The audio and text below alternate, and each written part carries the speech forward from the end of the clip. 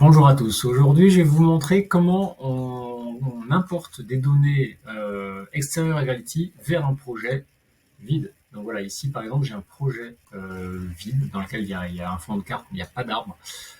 J'ai mis un fond de carte qui soit pas une orthophoto, histoire qu'il n'y ait vraiment pas d'équivoque. En fait, les arbres sont absents du projet. Et ma source de données, c'est un tableau Excel. Voilà, un grand tableau Excel dans lequel j'ai des infos par rapport à mes arbres. Euh, alors, donc la dendrométrie, taxonomie, des observations, enfin toutes sortes d'infos. Une chose importante, voire indispensable pour que ça fonctionne et qu'on puisse placer les arbres dans le projet sur une carte, il faut qu'il y ait les coordonnées géographiques de l'arbre. Donc là, j'ai latitude, longitude. Gravity est capable d'interpréter différents types de projections. Donc voilà. Donc la source de données, c'est un tableau Excel. Si vous avez vos données dans un SIG, en fait, en exportant les données depuis le SIG, ça vous ramène, ça vous fait un beau tableur Excel qui va ressembler à celui-ci, que vous pourrez également importer dans Gravity. Donc, pour importer tout ça, je vais dans Gravity, j'ouvre le menu du projet, et là, je prends l'action importer les données.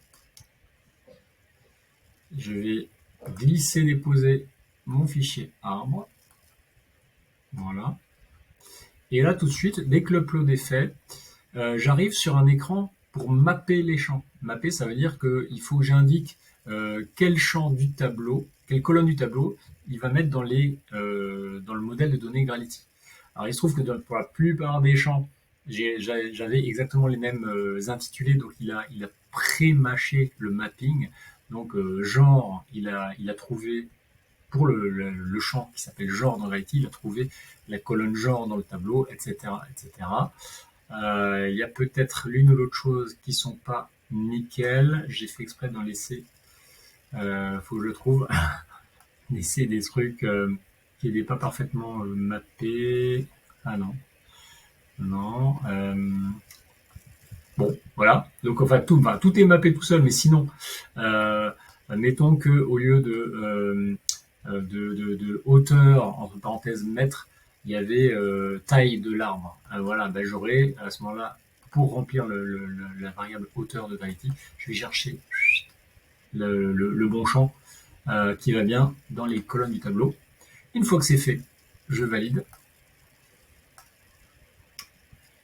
Ça prend quelques secondes, selon le nombre de données, selon le volume de données, ça peut prendre quelques secondes ou quelques minutes. Donc voilà, donc là 10 secondes, une machine.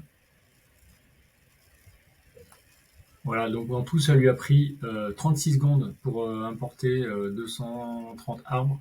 On est notifié, c'est-à-dire que quand vous avez très gros volume d'arbres, le bon apport peut prendre une paire de minutes.